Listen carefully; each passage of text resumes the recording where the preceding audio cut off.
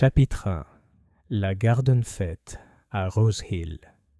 La fête annuelle d'été de Rose Hill était considérée par beaucoup comme le point culminant de la saison.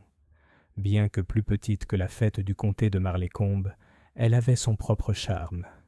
Le terrain de cricket transformé en un labyrinthe de banderoles et de stands, la pelouse du presbytère transformée en espace de thé, et le petit espace vert en face de l'église Saint-Luc, consacré au concours de confiture, de génoises et de roses primées. Tout le village de Rose Hill et bon nombre de curieux de Willowbrook et des hameaux environnants étaient les présents, car ce n'était pas seulement une occasion de festivité, mais aussi de démonstration, de rivalité et bien sûr de commérage. Ce samedi-là, la météo était clémente. Un après-midi clair et doux, avec une légère brise qui soulevait les chapiteaux blancs et apportait un parfum de rose sur la verdure.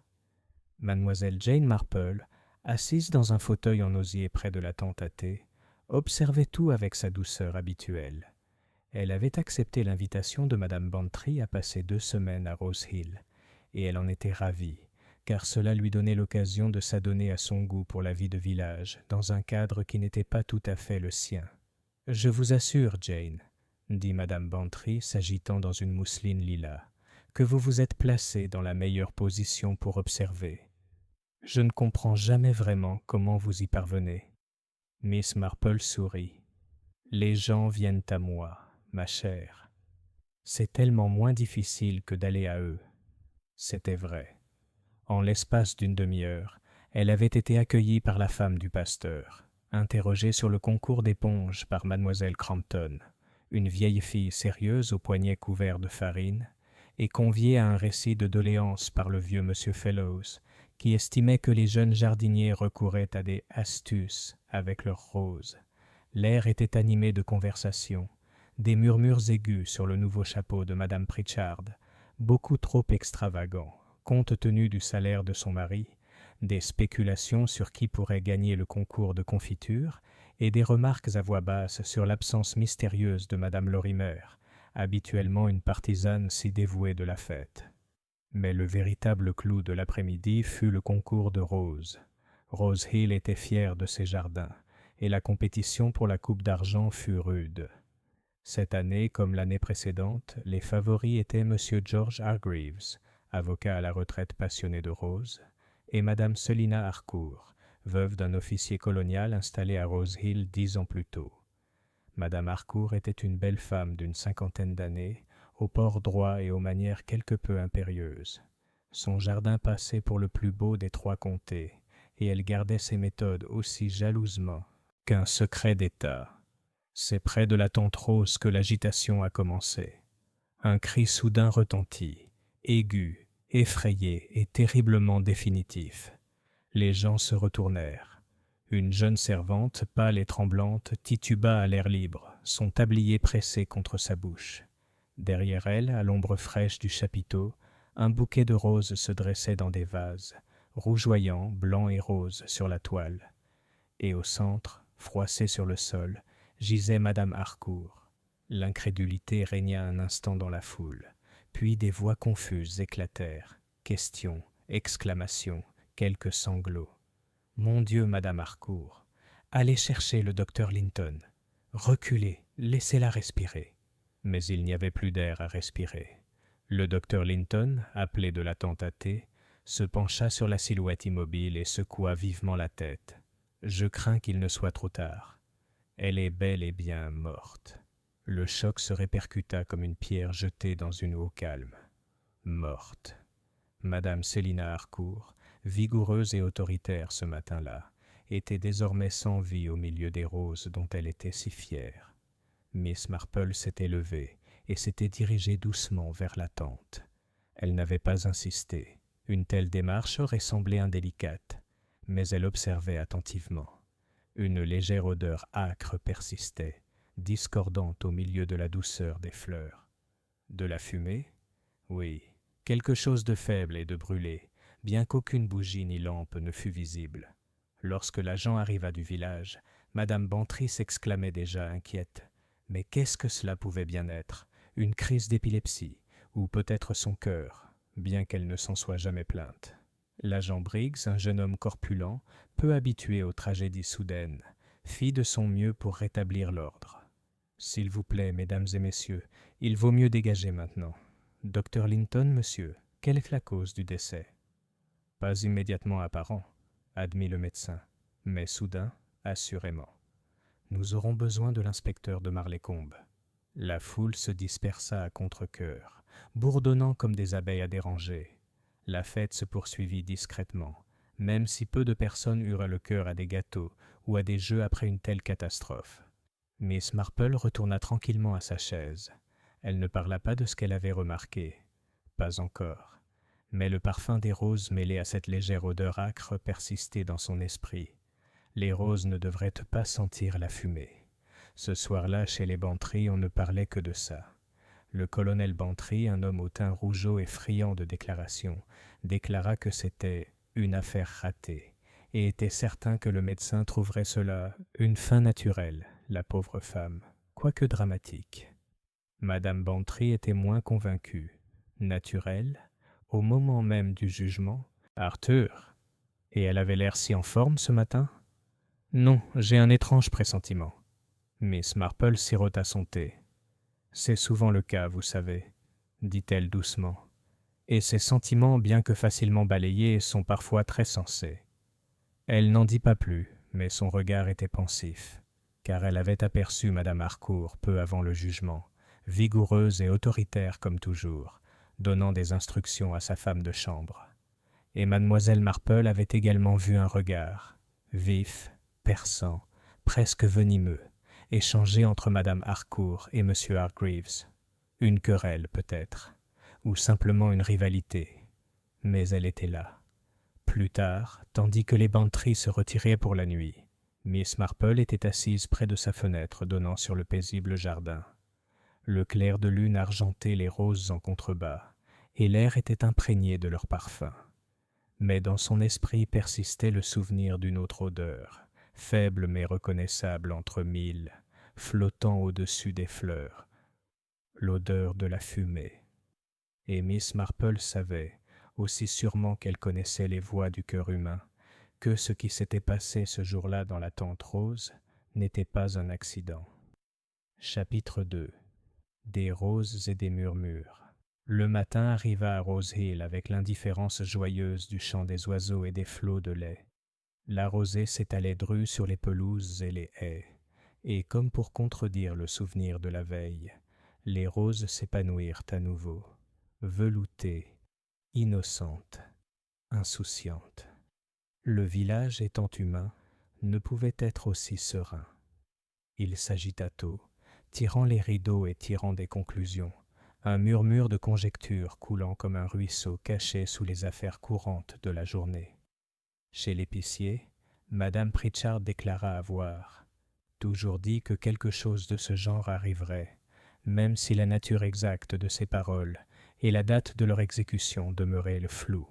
À la poste, mademoiselle Crampton, dont les manchettes étaient encore couvertes de farine comme des insignes, confia à la receveuse avoir vu Madame Harcourt se disputer avec Monsieur Hargreaves de la manière la plus décidée une semaine auparavant. Chez le boucher, le vieux Monsieur Fellows, qui connaissait ses roses et les défauts de ses voisins avec la même précision, déclara que tout cela était l'œuvre du diable, sans aucun doute, même s'il ne savait pas très bien s'il s'agissait de Satan ou simplement de personnes de Willowbrook. Miss Marple, qui avait le don d'entendre beaucoup de choses sans paraître écouter personne en particulier, fit un tour dans le village après le petit déjeuner avec Madame Bantry. Les deux dames, convenablement gantées et coiffées, s'arrêtèrent là où le chemin descendait et offraient une vue sur le clocher de l'église et la verdure, où à cet instant même, des hommes repliaient les chapiteaux de la fête comme des fleurs blanches fanées. Tout cela a un air triste, dit Madame Bantry, comme si la gaieté avait été rangée dans les mêmes paniers que les banderoles. Miss Marple hocha la tête. C'est l'aspect que prennent les objets mécaniques lorsqu'ils ont été utilisés à d'autres fins que les leurs. Une fête est faite pour le thé et les rires, pas... Elle laissa sa phrase reposer, comme on poserait un pétale sur une surface immobile. Ils rencontrèrent le docteur Linton qui remontait le chemin du presbytère, son sac à la main. Il s'arrêta à leur vue et leva son chapeau. « Bonjour, Miss Marple. »« Madame Bantry. » Sa voix conservait son calme professionnel, mais son regard était grave. « Une affaire bien malheureuse. »« Vous avez vu l'inspecteur ?» Miss Marple laissa le nom pendre délicatement, comme si elle ne voulait pas être la première à le prononcer. « Hewitt, » dit le docteur Linton, « de Marlécombe, un homme appliqué, pratique. Il est venu hier soir. Il est à la maison Harcourt ce matin. Il y aura un examen, bien sûr. » Sa main se porta à son sac. « Je ne peux pas en dire beaucoup d'ici là. »« Bien sûr, » murmura Miss Marple. « Je dois toutefois préciser, » ajouta le docteur Linton, « que bien que soudain le décès de Madame Harcourt n'était pas évocateur d'une maladie cardiaque. Pas à mon avis. Elle était de la vie générale en bonne santé. » Madame Bantry frissonna. « Alors c'est un meurtre. » « Disons, » répondit le docteur Linton avec la prudence de sa profession, « que la nature n'est pas notre premier suspect. » Il aurait voulu continuer, mais la femme du pasteur l'appela du portail, et il s'excusa avec une petite révérence. Lorsqu'il fut parti, Madame Bantry saisit le bras de Mademoiselle Marple. « Jeanne. »« Oui, chérie. Tu as remarqué quelque chose hier. »« J'ai bien vu. »« Dis-moi, qu'est-ce que c'était ?» Les yeux de Miss Marple étaient très bleus dans la lumière matinale, et très doux. Seulement les roses sous la tente de compétition sentaient légèrement la fumée. De la fumée. Mais il n'y avait ni bougie ni lampe à alcool. Autant dire que ça sentait le soufre. « Pas du soufre, non, » dit Miss Marple pensivement. « Quelque chose de plus domestique. J'ai un neveu, enfin un cousin éloigné, qui cultive des tomates dans une petite serre et brûle des petits cônes pour éloigner les pucerons. Madame Prout, qui tenait la confiserie de Saint-Mary-Mead, faisait la même chose avec ses fougères. On en sent ensuite l'odeur, un petit fantôme âcre qui persiste. » Elle marqua une pause. « Je me demande qui s'occupe de la serre de Madame Harcourt. Son jardinier, sûrement, ce jeune homme Penrith. Je n'aime pas sa mâchoire, si carrée. Elle suggère l'obstination, voire pire. »« Cela pourrait suggérer un père avec une mâchoire similaire, » dit Miss Marple sereinement. « Les ressemblances familiales sont responsables de bien des injustices. » Ils poursuivirent leur chemin, passant à la poste pour acheter des timbres dont ils n'avaient là pas immédiatement besoin, et ainsi entendre, avec les dépréciations qui s'imposaient, un nouvel épisode du récit de la matinée. C'est là qu'ils apprirent que Connie Taylor, la femme de chambre qui avait trouvé Madame Harcourt, était dans un état lamentable, et que sa tante, qui faisait la lessive pour le maître d'école, avait pleuré toute la nuit à cause de l'agitation. On disait aussi que M. Hargreaves avait tenu la veille une remarque des plus odieuses sur l'impartialité des juges. On murmurait aussi que Madame Harcourt gardait un tiroir fermé à clé dans son bureau et était scrupuleuse en matière d'argent. Un trait de caractère qui, comme savoir-faire de la pâte feuilletée, est admiré en théorie et détesté en pratique. À 11 heures, Miss Marple avait déjà un petit bouquet de commentaires et de rumeurs villageoises à organiser dans son esprit. À 11h30, ils rencontrèrent l'inspecteur Hewitt dans la ruelle. C'était un homme de taille moyenne, aux cheveux blonds qui ne se détachaient pas, et au regard calme et attentif. Il n'avait rien d'extravagant. Il ne brandissait pas de carnet. C'était le genre d'homme à qui les animaux domestiques tendent une patte prudente et finissent par faire confiance. Il accueillit Madame Bantry avec une politesse qui suggérait une longue familiarité avec ses opinions franches. « Madame Bantry, Miss Marple. » Il inclina la tête. « J'espère que la maison ne vous a pas trop excité hier soir. »« Cela ne m'a pas enthousiasmé le moins du monde, » dit Madame Bantry d'un ton vif, ce qui n'était vrai que dans un sens très restreint. « Que pouvons-nous faire ?»« Gardez l'oreille ouverte, » dit l'inspecteur Hewitt avec humour, à volume modéré. « Et si vous entendez quelque chose qui vous semble plus que la quantité habituelle de broderies villageoises, je vous en serai reconnaissant. »« Nous allons voir les roses du vicaire, » dit Madame Bantry, qui n'ont pas besoin d'être brodées du tout, car elles sont très belles. « Alors je ne vous retiendrai pas longtemps. » Une question, Miss Marple. Vous étiez près de la tente aux roses à ce moment-là. J'étais assise près de la tente à thé, dit Miss Marple. J'ai entendu le cri. Avez-vous remarqué quelque chose d'inhabituel auparavant? Quelqu'un est entré ou sorti? Miss Marple réfléchit. Il y avait la jeune femme de chambre. Connie, m'a-t-on dit. Elle est sortie très pâle. Mais avant cela, M. Hargreaves est resté un moment à l'entrée, les mains derrière le dos. Il est entré, puis est ressorti avec une expression plutôt figée. Je ne dis pas que cela signifiait quoi que ce soit. Les hommes ont souvent cet air-là lorsqu'ils sont déterminés à ne pas dire ce qu'ils pensent. Le crayon de Hewitt fit un bruit de brindilles sèches. Et après la chute de Madame Harcourt, certains s'avancèrent. D'autres restèrent en retrait. Le docteur Linton arrive aussitôt, bien sûr. Monsieur Penrith, le jardinier, n'était pas là au départ. Il a couru de l'autre côté de la pelouse au cri du vicaire. Miss. Le regard d'Hewitt était attentif. Et les odeurs? Miss Marple lui lança un regard doux. Puisque vous le demandez, inspecteur. De la fumée. Faible comme si elle provenait de quelque chose qui avait brûlé et qui avait honte de lui-même après coup. Il sourit brièvement d'un air approbateur. « Vous avez un nez parfait, Miss Marple. »« Merci. » Après son décès, Madame Bantry laissa échapper un soupir. « Vous voyez, c'est un meurtre. On le voit à la façon dont les cheveux de l'inspecteur se dressent. »« Ils se dressent naturellement, ma chère, » dit Miss Marple. « Les cheveux des jeunes hommes sont très rebelles. Ils se redresseront en temps voulu, quand il sera marié. » Elle marqua une pause. Enfin, oui. Je pense qu'on peut dire que l'inspecteur Hewitt est sérieux. À midi, ce sérieux commença à se manifester. L'agent Briggs fit du porte-à-porte avec une fermeté surprenante. Tom Penrith, le jardinier de Harcourt House, fut aperçu en conversation avec l'inspecteur sur le perron. Connie Taylor resta à l'intérieur et les stores du salon furent retirés. On raconta, par Madame Pritchard qui le tenait du garçon du laitier, qu'un petit bouquet de frênes avait été trouvé parmi les roses du chapiteau. On raconta, par Mademoiselle Crampton qui le tenait de la postière, qui le tenait d'une cousine, qu'un verre d'eau d'orge se trouvait sur la table du petit salon de Madame Harcourt, intact. On raconta enfin que M. Hargreaves avait été prié de rester au village. Madame Bantry avait des visiteurs. Madame Pritchard, avec ses lèvres pincées, comme le scandale le fait lorsqu'il veut être utile. Mademoiselle Crampton, avec l'air de quelqu'un qui ne peut parler par agitation et qui pourtant y parvient. Et M. Fellows, venu uniquement pour s'enquérir des rhumatismes du colonel et rester pour se remémorer les expositions de roses passées.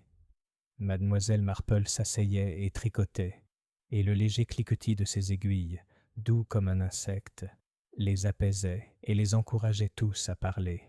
« Quelle tragédie !» dit Madame Pritchard. « Et le jour même de la fête. C'est Cornet. Oh, je n'aime guère en parler, même si, bien sûr, il est chrétien de dire ce que l'on sait. » Des cônes? Le ton de Miss Marple suggérait une curiosité futile, celle qui s'intéresse davantage au tricot qu'au crime. « Pour les pucerons. » Dans la serre. « Des fumigations, je crois qu'on les appelle. » dit Madame Pritchard, pour prouver qu'elle n'était pas provinciale. Le mari de ma sœur s'en servait pour les chrysanthèmes. On y met le feu, ça brûle un peu, très désagréable. Mademoiselle Crampton hocha vigoureusement la tête. Je ne supporte pas l'odeur. Et si on prenait un cornet, eh bien, ça embaumerait tout. Monsieur Fellows s'éclaircit la gorge. Les rosiers Harcourt ont eu très peu de pucerons ces 10 dernières années. Penrith, ce jeune homme, connaît son affaire. Scrupuleux, je l'appelle. Quant à Hargreaves, il marqua une pause délicate. « Oui ?» dit Madame Pritchard en se penchant en avant. Monsieur Fellows parut peiné. « Un gentleman et un avocat. Mais un fervent partisan d'une règle, si vous me prenez. Il a remporté la coupe l'année dernière sur une simple formalité. Les étiquettes étaient inversées dans la classe de Madame Harcourt. C'était sa faute, certes, mais un gentleman aurait pu, eh bien, se montrer généreux. « Une étiquette inversée », murmura Miss Marple et ses aiguilles s'allumèrent. Un si petit détail pour une telle différence. « Cela fait toute la différence, » dit M. Fellows réconforté. « Un American Pilar ne peut pas être une duchesse de Portland. Pas plus qu'un chapeau du dimanche ne peut être un bonnet de semaine. Il faut appeler les choses par leur nom. C'est ce qu'il faut faire, approuva Miss Marple. Après le déjeuner, Miss Marple demanda la permission de marcher jusqu'au pré. Madame Bantry, qui souffrait d'un mal de tête mêlé de sympathie et d'excitation, se retira sur son canapé. Miss Marple, avec l'air calme d'une vieille dame appréciant le spectacle des jeunes moineaux, longea la haie et s'arrêta près de la tente à rosiers, maintenant effondrée et attachée par une corde.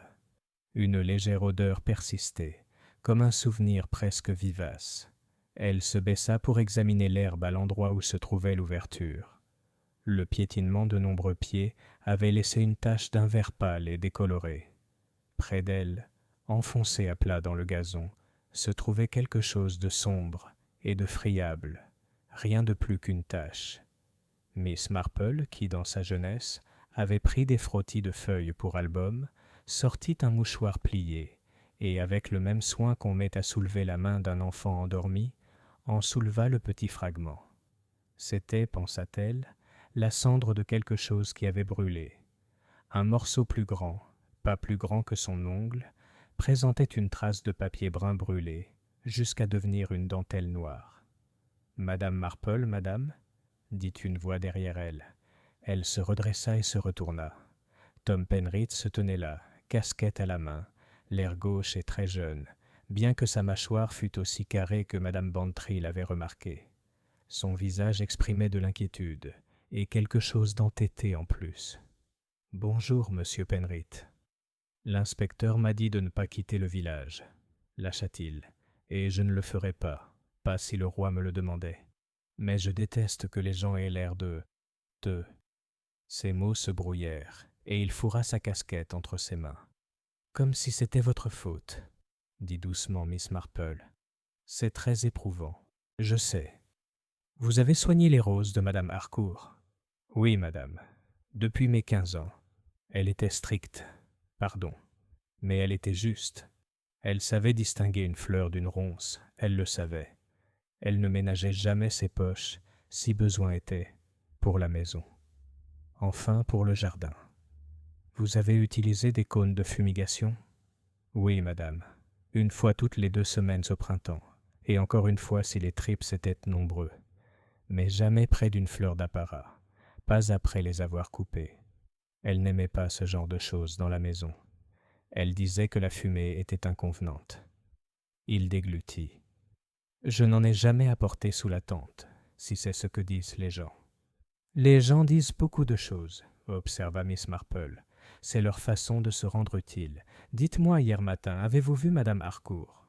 Il hocha la tête, le rouge lui montant aux joues. « Oui. » Elle avait son manteau bleu, celui avec les bons boutons, et ses gants, ceux qu'elle gardait dans le tiroir. Elle était en train de se demander si les étiquettes étaient correctes. Elle m'a dit de vérifier qu'elles étaient bien en gras. Elle n'aime pas l'écriture de M. Hargreaves. Il dit qu'il donne à ses lettres l'air de petits hommes de loi avec des perruques, tout en étant bien faits et qui font trébucher. Je vous demande pardon encore. « Pas besoin de pardon, » dit Miss Marple, les yeux pétillants. « Et les étiquettes ? Je les ai écrites moi-même. Pilier américain, paix, Général MacArthur, tout ça, et je les ai placés juste à côté des vases. Connie a apporté les épingles supplémentaires pour le ruban. Puis, eh bien, sa mâchoire tremblait. Puis ce fut le moment. Le vicaire allait dire un mot, et le docteur était là, et oui, dit Miss Marple doucement. Je connais le « et ». C'est le mot le plus long de la langue à ces moments-là. Il la regarda soudain. « Madame Harcourt n'a jamais fumé. »« Non, » répondit Miss Marple. « J'imagine que non. »« Il y avait une odeur, » dit Tom avec obstination. « Comme tu l'as dit. Un petit cône, peut-être. Mais je n'en ai pas allumé. Je le jure. Sur la tombe de ma mère. » Miss Marple le regarda, l'air bienveillant, ce qui est plus rare qu'on ne le pense. « Je ne te demande pas de jurer, Tom. Je me souviens de toi portant le panier du pasteur au souper des moissons, quand ta lèvre inférieure tremblait, pensant que la tarte aux prunes serait trop lourde. Tu ne l'as pas laissé tomber. Tu n'es pas un garçon insouciant. Il rougit, mi-honte, mi-soulagé. Merci, madame. Continuez votre travail, dit-elle. Quelqu'un doit s'occuper des roses. Ils ignorent que l'une des leurs est morte. Il s'éloigna, les épaules un peu plus droites. Miss Marple resta un instant, puis se tourna vers la ruelle. Ce faisant, elle faillit percuter M. George Hargreaves. Il était habillé avec soin, comme toujours, avec une certaine rectitude au niveau de sa cravate et de ses sourcils. Son chapeau était de la forme et de la teinte appropriée. Ses gants étaient neufs. Il les retira pour s'incliner. Miss Marple. Une affaire déplorable. Sa voix était sèche et précise. Je vous assure que je le ressens profondément. J'en suis sûr, dit Miss Marple. Perdre un rival aussi redoutable est une tristesse, pas un soulagement. On a besoin d'opposition, vous savez. Cela permet de préserver l'honnêteté du jeu. Monsieur Hargreaves cligna des yeux. En effet, je regrette que certaines personnes peu charitables aient, mentionné une divergence d'opinion entre Madame Harcourt et moi. Cela ne concernait que le placement des pièces à conviction et, l'exactitude des étiquettes. Une question futile. Les détails triviaux occupent une place importante dans les fêtes de village, observa Miss Marple, tout comme les étiquettes. Les gens aiment savoir qui ils sont et comment on les appelle. Il rougit. Tout à fait. Je dois également réfuter toute implication selon laquelle j'étais sous la tente au moment des faits. Je suis intervenu pour examiner l'emplacement des vases, en ma seule qualité de lauréat de l'année dernière, et je me suis retiré aussitôt. Bien sûr, dit Miss Marple, qui avait remarqué son expression figée. Vous êtes un homme consciencieux. Il hésita, puis, jetant un rapide coup d'œil autour de lui, se pencha. Vous avez de l'influence auprès de Madame Bantry. C'est une bonne amie du village. Si vous pouviez lui assurer que je ne suis pas... que je ne... Eh bien... Il déglutit. Ce n'est pas agréable d'être dévisagé comme un serpent dans une bordure. Non, répondit doucement Miss Marple, mais j'ai constaté que les serpents sont très rarement là où on les cherche. Ils préfèrent les endroits chauds, sous les vieilles pierres. Il lui lança un regard troublé et étroit, incertain s'il avait été rassuré ou réprimandé, et après une révérence raide, s'éloigna. En fin d'après-midi, l'inspecteur Hewitt se présenta à la maison des Bantry. Madame Bantry, qui avait miraculeusement repris connaissance en entendant frapper, le fit entrer avec l'air d'une femme prête à offrir du thé, des conseils ou de la cavalerie, selon les besoins. « On prend le thé, » annonça-t-elle, « et du gâteau. Même les moins bien lotis ont droit à un gâteau en cas de crise. Raconte-nous tout. » Hewitt sourit. « Je ne peux pas vous en dire beaucoup, Madame Bantry. Mais il y a un objet que je peux mentionner, car il est peut-être déjà répandu dans le village avant le dîner. Nous avons trouvé, dans la tente à roses, des résidus correspondant à un cône de fumigation du type de ceux utilisés dans les serres. Il semble avoir été allumé, laissé se consumer lentement, puis dissimulé, sous la structure.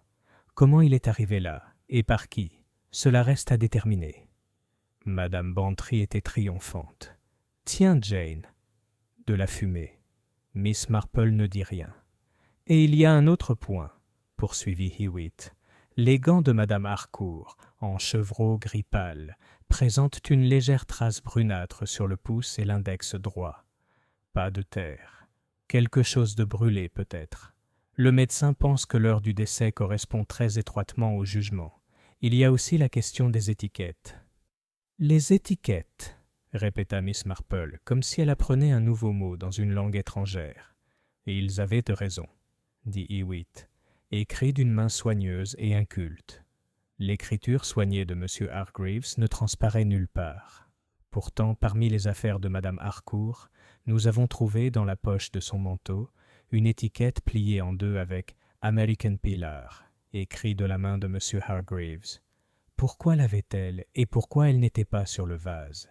La question est de savoir pourquoi. « Beaucoup de choses sont des questions, » déclara Madame Bantry. « Quand allez-vous arrêter quelqu'un, inspecteur? »« C'est normal. » Les cheveux blonds de Hewitt se dressèrent d'un air irrévérencieux. « Nous ne sommes pas une troupe de théâtre, madame. Mais puisque vous le demandez, M. Hargreaves m'accompagnera à Marlaycombe demain matin pour répondre à certaines questions. Volontairement, bien sûr, il y a aussi le jardinier et la femme de chambre.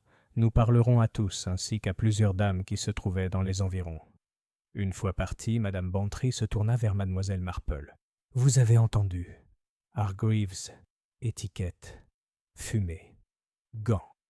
Qu'en pensez-vous » Les mains de Miss Marple, petite et habile, se joignirent sur ses genoux. « J'en fais, dit-elle, un certain nombre de petites choses qui peuvent, ou non, se tenir par la main, comme des enfants sur un ring. Il faut faire attention aux enfants qu'on admet. Certains sont très vilains. Jane, tu m'exaspères. »« Je sais, » dit Miss Marple d'un ton placide, « mais c'est bon signe. Les gens sont furieux lorsqu'ils attendent une réponse et ne la reçoivent pas immédiatement.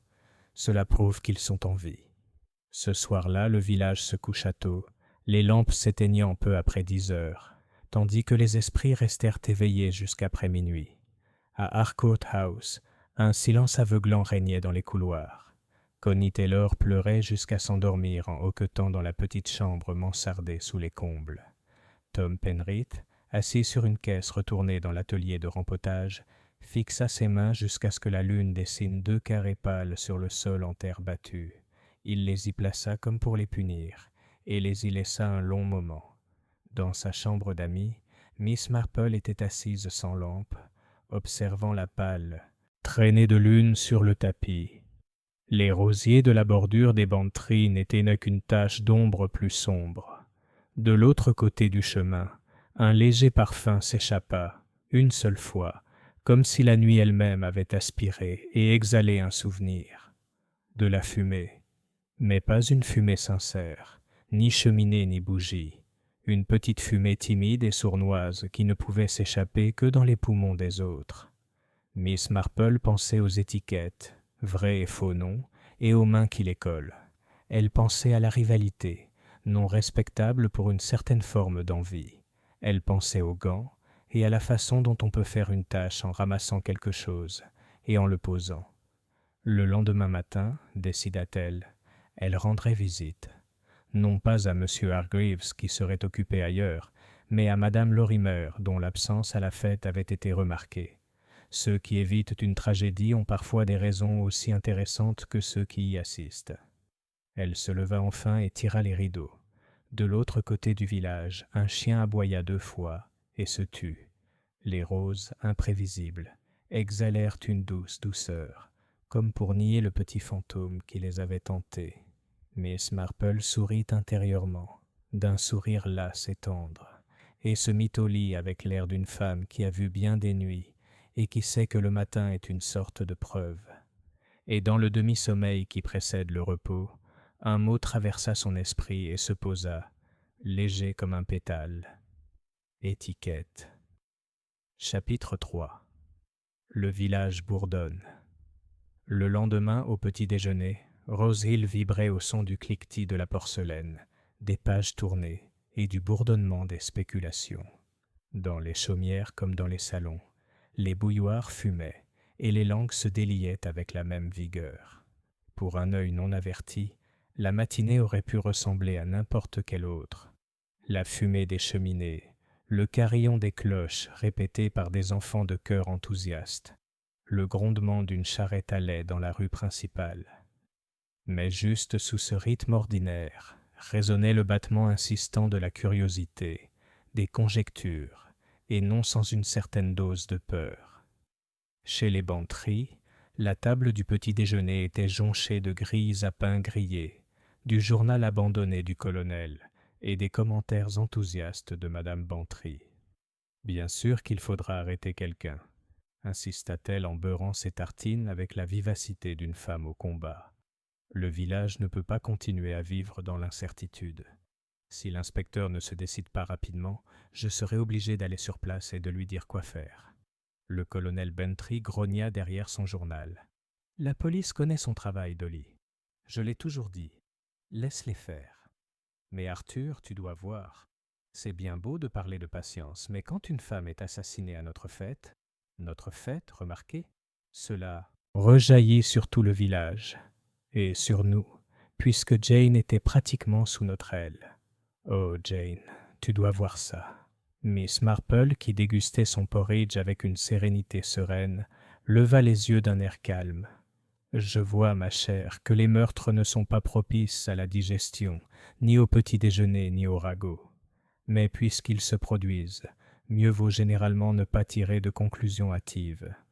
Madame Bantry émit un son à mi-chemin entre un reniflement et un soupir. « Vous pensez que l'inspecteur va se dépêcher ?»« Non, » dit Miss Marple en secouant la tête. « Je pense qu'il sera patient. Mais d'autres... » Elle jeta un coup d'œil à son amie en souriant. D'autres, peut-être non. En milieu de matinée, les ragots atteignirent leur inévitable apogée.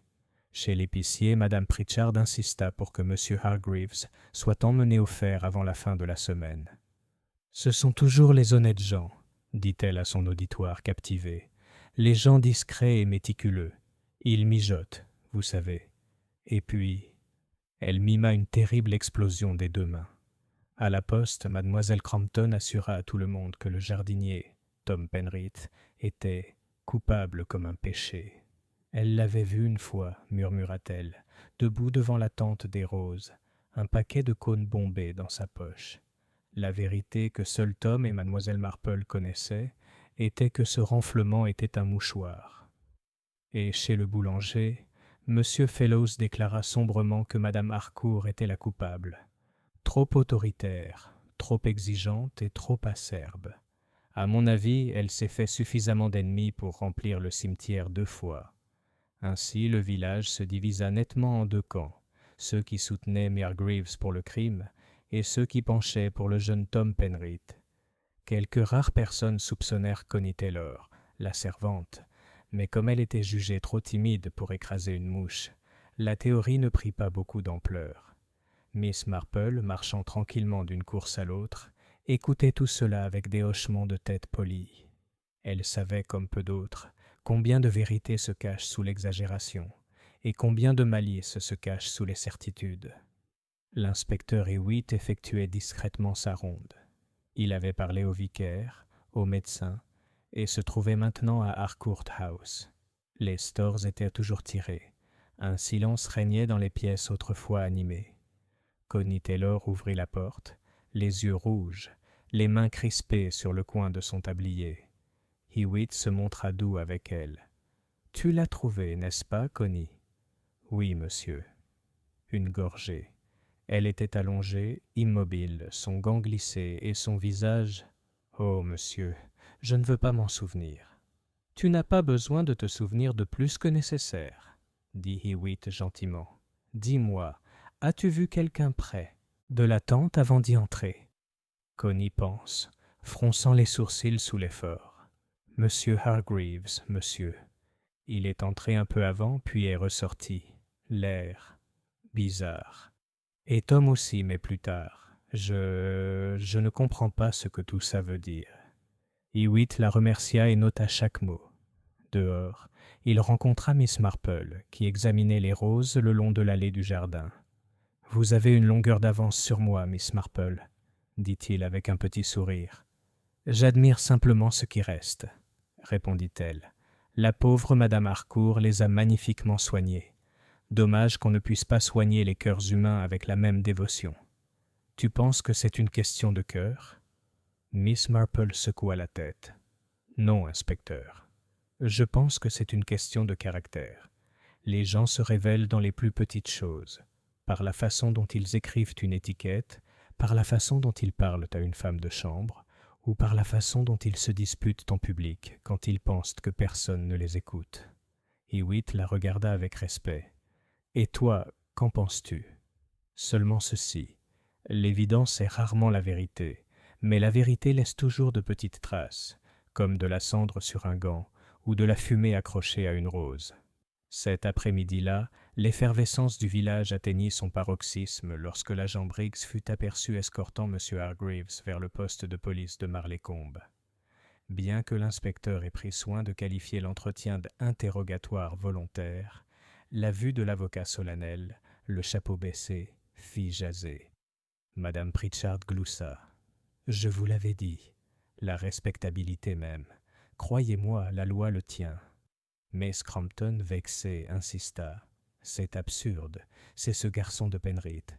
Ils ont emmené M. Hargreaves uniquement parce qu'il est plus facile à joindre. » Dans les salons et les cuisines, dans les jardins et les boutiques, on prenait parti, on pariait même à voix basse. Pourtant, Miss Marple, de nouveau assise dans son fauteuil en osier avec son tricot, souriait faiblement à la certitude des autres. Elle savait, comme elle l'a toujours su, que la certitude est souvent l'ennemi de la vérité, et à sa manière tranquille, elle préparait déjà les questions que personne d'autre ne pensait à poser. Chapitre 4. Chuchotement derrière les rideaux. L'inspecteur Hewitt avait le don du silence. Il pouvait entrer dans une pièce, ôter son chapeau avec une inclination grave, et écouter si attentivement que les gens se surprenaient souvent à en dire bien plus qu'ils ne le voulaient. Le mardi matin, il avait déjà parlé au vicaire, au médecin et à la moitié des familles respectables de Rose Hill. Pourtant, ces entretiens laissaient derrière eux un étrange malaise, car l'inspecteur n'était ni accusateur ni indulgent. Il était simplement patient, et la patience est une qualité très perturbante. En revanche, l'approche de Miss Marple était tout autre. Elle ne posait pas de questions directes. Elle s'asseyait près d'un feu ou dans un jardin, ses aiguilles claquant, et les gens, que ce soit par vanité, par anxiété ou par simple habitude, se confiaient à elle.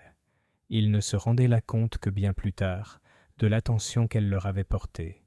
C'est ainsi qu'elle se retrouva un après-midi dans le salon du presbytère, avec Madame Lorimer qui lui servait du thé. « Vous savez, Miss Marple, » dit Madame Lorimer, une femme défraîchie en gris tourterelle, « je me sens coupable de ne pas être venue à la fête. On l'a remarqué, je le crains. Mais vraiment, je ne pouvais pas. J'ai la tête qui palpite. » Et puis, elle s'interrompit, comme si elle en avait trop dit. Miss Marple sourit doucement. « Il ne faut pas culpabiliser pour les maux de tête, ma chère. Ils arrivent sans qu'on nous y invite. Et pourtant, ajouta-t-elle doucement, un mal de tête est parfois une excuse bien utile. » Madame Lorimer rougit légèrement. « Oh, vous êtes plus perspicace que les commères de notre village, Miss Marple. La vérité, c'est que je n'étais pas à l'aise en compagnie de Madame Harcourt ces derniers temps. En effet, il y a eu une dispute, j'ai honte de le dire, à propos des fleurs de l'église. Madame Lorimer tordit son mouchoir. Elle voulait imposer ses roses à chaque fête. Magnifique, certes, mais trop audacieuse pour un usage sacré. Je l'ai toujours trouvée, j'oserais le dire. Elle était très offensée. Les yeux de Miss Marple pétillèrent de bonté. Les roses peuvent être très dominatrices si on les laisse faire, surtout lorsqu'elles sont attachées à des dames qui le sont tout autant. Madame Lorimer rit faiblement. « Oh, vous comprenez parfaitement. Je ne pense pas un seul instant qu'elle ait été, tuée pour ça. Mais on n'aime pas être lié à son mécontentement. » Miss Marple lui tapota la main. « Le mécontentement est passager, ma chère, mais les inimitiés, elles durent parfois plus longtemps qu'on ne le pense. » Plus tard dans la journée, Miss Marple rencontra le docteur Linton dans la rue principale. Il semblait épuisé, et elle, avec son côté doux, ralentit le pas, ce qui l'obligea à engager la conversation à ses côtés. « Vous avez entendu les rumeurs, Miss Marple ?» demanda-t-il brusquement. « À propos de poison. » Ses aiguilles claquaient sereinement. « Les murmures sont comme les orties, docteur. Ils piquent si on les saisit sans précaution. Mais quel genre de poison, précisément ? » « C'est là le problème, » dit le docteur Linton. « Il y a des signes indiquant que quelque chose de plus que des causes naturelles était à l'œuvre. Des traces, faibles mais suffisantes, dans l'estomac. Quelque chose d'âcre, peut-être inhalé, peut-être ingéré. Il est terriblement difficile d'en être certain. »« Peut-être, » suggéra Miss Marple d'un ton doux, « parce que c'était censé paraître incertain. Il y a des moyens de faire paraître un accident naturel et des moyens de faire paraître un meurtre accidentel. Seul le facteur humain trahit la vérité. » Il lui lança un regard perçant. « Tu crois que c'était délibéré ?» Miss Marple s'arrêta pour admirer une gerbe de géranium à la fenêtre d'un cottage. « Je pense, dit-elle lentement, que les roses ne devraient pas sentir la fumée et que les gants ne devraient pas être marqués de cendres, sauf raison valable. On fait rarement des choses inutiles. » Pendant ce temps, la suspicion commençait à s'intensifier dans le village. M. Hargreaves, bien que libéré de son entretien à Marleycombe, se trouvait dans une situation radicalement différente. Les salutations polies étaient désormais empreintes d'une certaine raideur, et la femme du vicaire, qui avait autrefois accueilli favorablement ses opinions sur les comptes de la paroisse, évitait sa compagnie. « Je vous assure, Miss Marple, » protesta-t-il lorsqu'elle le croisa près du portail du cimetière, « l'inspecteur n'a rien à me reprocher. Ma conscience est parfaitement tranquille. Mais on se sent observé, comme si mon simple attachement aux règles avait fait de moi un criminel. » Le regard de Miss Marple était bienveillant mais pensif. « Les villages, Monsieur Hargreaves, sont comme des serres. Dès qu'une fissure apparaît dans la vitre, on a tendance à la mettre sur le compte de chaque courant d'air. Ce n'est peut-être pas juste, mais c'est ainsi. » Il soupira. « Je n'ai jamais souhaité que l'équité dans les compétitions. Si Madame Harcourt ne pouvait pas le supporter, eh bien, c'était dans sa nature. » Il hésita. « Mais jamais, jamais je ne ferai preuve de violence. »« J'ose dire non, » murmura Miss Marple. « La violence n'est pas toujours une question de poings ou d'armes, vous savez. Parfois, c'est une question d'esprit, d'exercer une pression discrète jusqu'à ce que quelque chose ou quelqu'un se brise. » M. Hargreaves parut surpris et peut-être un peu coupable, bien que Miss Marple ne puisse pas encore le dire. Ce soir-là, dans le salon Bantry, la conversation revint, comme toujours, au meurtre. Le colonel Bantry affirmait catégoriquement que Tom Penrith avait l'air d'un mauvais garçon et que l'affaire des cônes de fumigation était suffisamment accablante. Madame Bantry, quant à elle, insistait sur le fait que M. Hargreaves était le seul suspect logique. Miss Marple, assise avec son tricot à la lumière de la lampe, écoutait patiemment. Finalement, lorsque les deux voix commencèrent à s'aiguiser, elle parla doucement. « Je me demande, dit-elle, si l'un d'entre vous s'est posé la question la plus importante. » Ils se tournèrent vers elle, surpris. « Quelle question, Jane ?» demanda Madame Bantry. Miss Marple sourit faiblement. « Non, OMS, je l'ai fait. Mais pourquoi cela devait être fait à la fête, car c'est là que réside la vérité. Un meurtre commis à domicile, dans l'ombre, peut être passionnel. Mais un meurtre perpétré sous une tente publique, au moment même d'une compétition, c'est autre chose. C'est une déclaration. » Ses aiguilles claquèrent encore 2 fois, puis elle ajouta, presque pour elle-même. « Et les déclarations sont faites pour être lues, si l'on sait comment. » Chapitre 5. L'importance d'une scène. La fête était terminée, mais son empreinte persistait à Rose Hill, aussi tangiblement que l'herbe aplatie sur le green.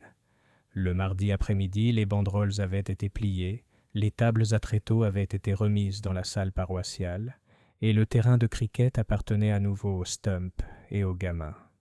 Pourtant, dans les salons et les cuisines, on ne parlait plus de guichets ni de météo, mais de meurtre. Meurtre sous la tente, meurtre parmi les roses. Miss Marple traversait lentement l'allée qui bordait la verdure, son parasol incliné contre un soleil discret. Elle s'arrêta là où se trouvait le chapiteau, regardant non pas l'herbe, mais la haie au-delà. Pour un passant, elle aurait pu sembler admirer les fleurs de sureau. En réalité, ses yeux mesuraient à la distance. « Très curieux, » murmura-t-elle. « On aurait pu choisir 100 endroits plus calmes. Pourquoi celui-ci ?» Plus tard dans la matinée, elle rencontra l'inspecteur Hewitt près du bureau de poste. Il la salua avec sa courtoisie habituelle, malgré une pointe de lassitude dans le regard. « Nous réduisons les investigations, mademoiselle Marple, » dit-il. « 2 suspects, principalement. Hargreaves avec sa rivalité et sa présence sous la tente, et Penrith avec son accès aux cônes de fumigation. Et pourtant, dit Miss Marple d'un ton doux, Rien n'explique pourquoi Madame Harcourt devrait être un spectacle. Hewitt haussa les sourcils. Un spectacle? Oui. Un meurtre sous une tente pleine de roses, avec la moitié du village à portée de main. Tellement public, tellement sûr de faire jaser. Le meurtre, inspecteur, est généralement timide. Il préfère les pièces calmes, les ruelles désertes, les accidents soudains. Il ne s'habille que rarement pour la compagnie. Hewitt réfléchit à cela. Tu penses que le décor était délibéré? Je pense, répondit Miss Marple, que lorsqu'on se dispute dans un salon, c'est souvent pour blesser son orgueil. Mais lorsqu'on se dispute en public, c'est pour faire honte, et la honte est une arme redoutable. Cet après-midi-là, Miss Marple rendit visite à Madame Pritchard, qui habitait en face de la maison Harcourt.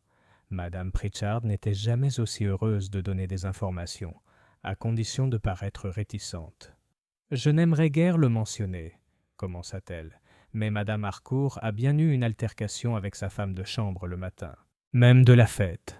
Je les ai vus moi-même, à travers la haie, des propos acerbes en plus, à propos d'une paire de gants, je crois, les gris. » Les yeux de Miss Marple s'illuminèrent, mais son ton resta calme. « Ah oui, les gants. Elle les portait, n'est-ce pas? C'est vrai. » Et Connie a pleuré à chaudes larmes après. Elle était complètement bouleversée. J'ai dit à mon mari à l'époque, « Elle finira mal à force de traiter son personnel comme ça. » Et effectivement, eh bien, vous voyez comment ça a tourné. Miss Marple émit des murmures apaisants et laissa Madame Pritchard poursuivre. Le récit s'étendit ensuite aux défauts présumés de Connie, au regard boudeur de M. Penrith, et enfin à la décisive habitude de M. Hargreaves de tout écrire avec une écriture juridique soignée, comme si nous étions tous des accusés devant un tribunal. En partant, Miss Marple avait ajouté 2 petits éléments à son répertoire mental. Madame Harcourt s'était disputée à propos de gants ce matin-là, et elle avait pris soin d'avoir une étiquette de M. Hargreaves dans sa poche. Gants et étiquettes, des articles qui parlaient d'apparence. Pendant ce temps, l'inspecteur Hewitt interrogeait à nouveau Tom Penrith, cette fois au poste de police de Marleycombe. « Vous aviez accès au cône, » dit Hewitt fermement. « Oui, monsieur, » admit Tom, la mâchoire serrée, « mais je n'en ai jamais apporté sous la tente. Pas une seule fois. Madame Harcourt, elle m'aurait eu. On vous a vu près de la tente ce matin-là. J'allais chercher d'autres épingles pour les rubans. Demande à Connie, elle te le dira. » L'inspecteur se pencha en arrière, observant le visage obstiné du jeune homme. « Vous étiez donc loyal envers Madame Harcourt ?» Tom hésita. « Elle était stricte, mais juste. Je lui devais plus que je ne pourrais jamais lui payer. » Hewitt nota la réponse avec son calme habituel. La loyauté pouvait être un motif aussi bien qu'une défense. Ce soir-là, Miss Marple était assise avec Madame Bantry sur la terrasse, le crépuscule doux sur les roses. « Jane, » dit Madame Bantry, « vous devez admettre que l'inspecteur a raison. Hargreaves et Penrith sont les seuls suspects raisonnables. » Miss Marple sourit faiblement. « Les suspects sensés sont très pratiques, Dolly, mais la vérité est rarement pratique. Imaginez, Madame Harcourt est tuée au moment même du concours de roses, devant la moitié du village. Ses gants sont couverts de cendres. Sa poche porte l'étiquette d'un rival. Qu'est-ce que cela suggère? Que quelqu'un voulait la déshonorer. Exactement, dit Miss Marple doucement. Pas seulement pour l'enlever, mais pour la démasquer. Celui qui a allumé ce cône, celui qui a trafiqué ses affaires, souhaitait que le village voie non seulement sa mort, mais sa chute. Madame Bantry frissonna. C'est horrible. Oui, ma chère, parfaitement. Horrible. Et parfaitement humain. Miss Marple posa son tricot, le regard pensif. Demain, je crois, j'aurai une petite conversation avec Connie Taylor. Les servantes remarquent plus de choses que leur maîtresse ne le soupçonne. Chapitre 6. Les confessions de Connie. Connie Taylor vivait dans une pièce étroite sous les combles de Harcourt House, un espace à peine assez grand pour un lit, une commode et un lavabo. Le toit était si bas qu'il fallait se baisser pour y entrer, et la petite fenêtre ne donnait que sur la ruelle, où les poules grattaient, et où les enfants jouaient parfois en criant. La pièce n'était pas gaie, mais Connie avait tapissé les murs de chute de magazines colorés, et avait conservé un bouquet de fleurs sauvages dans une cruche ébréchée. Quand Miss Marple arriva ce mercredi après-midi, Connie sursauta comme un oiseau effrayé. Elle raccommodait des bas près de la fenêtre, les yeux gonflés par les larmes récentes. « Oh, mademoiselle, je ne m'attendais pas à... » commença-t-elle. Miss Marple sourit gentiment. « J'ai pensé, ma chère, que vous ne verriez pas d'inconvénient à un peu de compagnie. J'ai apporté des scones de la cuisinière de madame Bantry. Ils sont assez légers, ce qui n'est pas toujours le cas. » L'offre de nourriture fit son effet habituel. Connie alla chercher une assiette, et toutes deux s'assirent aussitôt, la vieille dame soignée et posée, la jeune jouant avec les cordons de son tablier. « Je crois comprendre, » commença doucement Miss Marple, « que vous étiez avec madame Harcourt le matin de la fête. » Connie hocha la tête, les lèvres tremblantes. « Oui, mademoiselle. Elle était acerbe avec moi, à propos de ses gants. Elle disait que je les avais égarés, même si je jure que je les ai rangés dans le tiroir, comme toujours. Elle m'a tapé le poignet. Pas durement, mademoiselle, mais acerbe. Elle pourrait être comme ça. » Les aiguilles de Miss Marple claquaient doucement. Je suppose qu'elle était exigeante. Oh, particulier n'est pas le mot. Il faut que tout soit parfait, sinon elle s'emporterait. Les femmes de chambre craignaient son tempérament colérique, et même M. Penrith, même s'il ne le disait jamais, redoutait ses paroles. Mais elle n'était pas méchante, mademoiselle, pas vraiment. Elle m'a donné son vieux manteau l'hiver dernier, elle l'a fait. Seulement elle avait le don de vous rabaisser. Miss Marple inclina la tête. Vous a-t-elle déjà fait peur ? Connie hésita, puis murmura. Oui, mademoiselle, ce matin-là, à cause de ce qu'elle a dit. Qu'est-ce que c'était, ma chérie ? Elle a dit que si jamais je soufflais un mot de quelque chose que j'avais vu, elle me renverrait sans me donner de référence. Et qu'adviendrait-il de moi alors ? Les mains de Connie se tordirent sur ses genoux. Je ne voulais pas le voir, mademoiselle. Je suis entré dans son bureau avec le vernis, et elle était debout au-dessus du bureau, une lettre d'homme à la main. Elle ne m'a pas entendu, pas au début.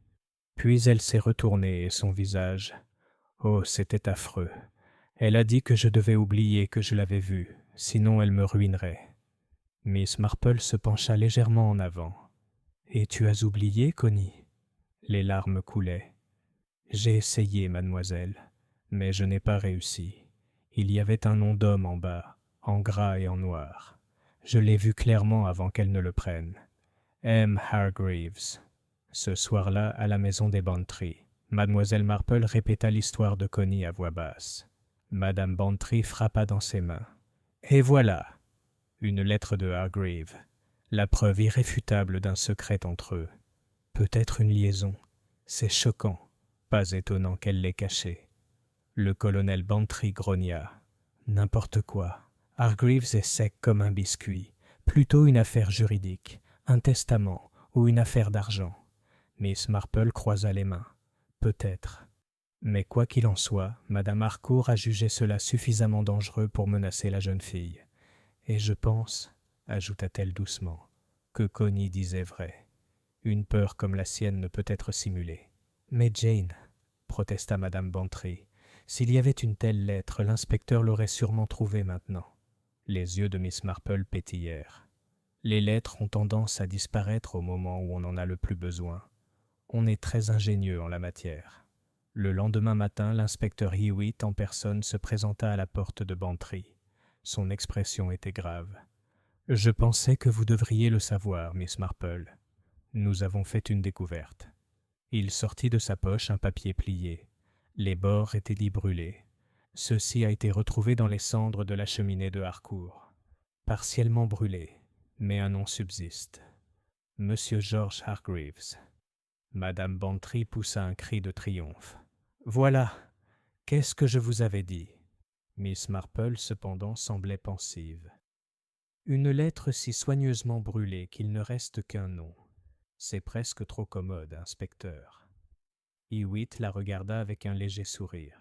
« Tu penses qu'il était destiné à être trouvé ? » « Je soupçonne, » dit doucement Miss Marple, qu'on nous montre ce que quelqu'un souhaite nous montrer, et rien n'est plus trompeur qu'un indice trop facile à découvrir. Cette nuit-là, alors qu'elle était assise près de sa fenêtre et tricotée au clair de lune, Miss Marple pensa aux yeux effrayés de Connie, à la langue acérée de Madame Harcourt, aux gants couverts de cendres, et à un nom qui persistait sur du papier à moitié brûlé. « Les apparences, » murmura-t-elle, « toujours les apparences. Mais la vérité est généralement cachée sous les apparences, comme les racines sous les roses. » Et elle décida que le lendemain, elle rendrait visite à M. Hargreaves lui-même, non pas pour l'accuser, mais pour lui poser des questions douces, le genre de questions qui poussent les gens à trahir ce qu'ils souhaitent le plus cacher. Chapitre 7. M. Hargreaves explique Miss Marple a toujours soutenu que les dames âgées bénéficiaient d'un grand avantage sur les autres enquêteurs. Elles pouvaient rendre visite à leurs proches à presque toute heure sans éveiller les soupçons. C'est ainsi que, le jeudi matin, elle se présenta à la somptueuse villa en briques rouges de M. George Hargreaves. La femme de chambre l'introduisit avec une certaine hésitation, car le notaire avait récemment fait couler beaucoup d'encre. Mais la politesse l'emporta et Miss Marple fut introduite dans le salon. C'était une pièce très correcte, des volumes reliés de cuir, impeccablement rangés, des rideaux à rayures sobres et une légère odeur de cire. M. Hargreaves entra avec son air de précision habituel. Sa cravate était soigneusement nouée, ses cheveux lissés en arrière, son expression grave. Pourtant, Miss Marple remarqua le tic nerveux de ses doigts sur la chaîne de sa montre. « Ma chère Miss Marple, » dit-il en s'inclinant, « j'espère que c'est une visite de courtoisie. Les temps étant ce qu'ils sont, on craint que chaque coup frappé à la porte soit officiel. »« Pas officiel, » répondit gentiment Miss Marple, juste amicalement. « J'ai pensé que tout ce qui se dit pourrait vous perturber. » Il eut un rire sec. « Troublé ? Chère madame, je suis pratiquement condamné par le tribunal de l'opinion publique. Hier, un enfant dans la ruelle m'a pointé du doigt et a crié « Meurtrier !» Tout ça à cause de mes paroles vaines, moi qui ai servi cette communauté pendant 30 ans en toute probité. « Les enfants, » dit doucement Miss Marple, « répètent souvent ce qu'ils entendent à la maison. Mais les ragots, aussi ennuyeux soient-ils, contiennent parfois un fond de vérité. Je me demandais si vous pourriez m'aider à comprendre l'histoire de cette lettre. » Il releva brusquement la tête. « La lettre ? Oui. Il semble que Madame Harcourt en possédait un des vôtres, et un fragment a été retrouvé plus tard dans sa cheminée. Peut-être une affaire judiciaire ? Un testament, peut-être ?» Hargreaves hésita, les lèvres pincées. Finalement, il dit d'un ton sec. « C'était effectivement une affaire juridique. Madame Harcourt m'a consulté au sujet de certaines affaires familiales, des questions d'héritage, délicates, vous comprenez. Elle était, disons, déterminée à ce que sa fortune ne tombe pas entre des mains qu'elle considérait comme indignes. Et peut-être avait-elle peur de ses mains ? Ses yeux clignèrent. Elle craignait beaucoup de choses, Miss Marple. Surtout, être exposée. C'était une femme fière et l'orgueil engendre souvent des ennemis. » Les aiguilles de Miss Marple claquèrent. « Dévoilement de quoi, monsieur Hargreaves ?» Il écarta les mains, paume vers le haut, comme en signe de reddition. « Je ne peux pas trahir la confiance d'une cliente, même d'une cliente aujourd'hui décédée. Disons simplement qu'elle possédait des connaissances qui auraient pu nuire à d'autres, et d'autres savaient qu'elle les possédait. » Miss Marple le regarda pensivement. « Vous pensez donc qu'elle a été tuée non pas pour une rivalité autour des roses, mais pour son silence ?» Il inclina la tête. « Exactement. Et pourtant, à cause des circonstances et de la malveillance, les soupçons pèsent sur moi. » « Le soupçon, » dit doucement Miss Marple, « tombe toujours là où on le souhaite. Parfois, il est guidé là, comme une étiquette collée sur le mauvais vase. » À ces mots, Hargreaves rougit. « Vous êtes trop perspicace, Miss Marple. Je comprends maintenant pourquoi l'inspecteur vous écoute. » Elle se leva avec un doux sourire. « Je ne suis qu'une vieille femme qui remarque les détails. Mais je crois que la vérité sur Madame Harcourt ne résidera pas dans ses roses, mais dans ses papiers. Un jour prochain, j'espère, ils nous en diront plus que nous ne l'imaginons. » Lorsque Miss Marple retourna chez les Bantry, elle trouva Madame Bantry pleine de nouveaux ragots. « Ma chère Jane, tu ne le croiras jamais. Madame Lorimer jure avoir vu Madame Harcourt et Monsieur Hargreaves se disputer dans le cimetière il y a seulement une semaine, à propos d'argent. L'argent est toujours un facteur dans ces choses-là. Tu peux y croire. » Le colonel Bantry, qui avait entendu, grogna. « C'est-moi bien, Dolly, ça finira par se jouer sur le jardinier. Ils sont trop indulgents avec lui, c'est ça le problème. Ils le défendent toujours parce qu'il a l'air simple. Mais les simples ont aussi du caractère. » Miss Marple se servit une tasse de thé, imperturbable. « Peut-être. Mais les esprits s'échauffent soudain. Ce crime a été planifié minutieusement, presque théâtralement. Il fallait un public.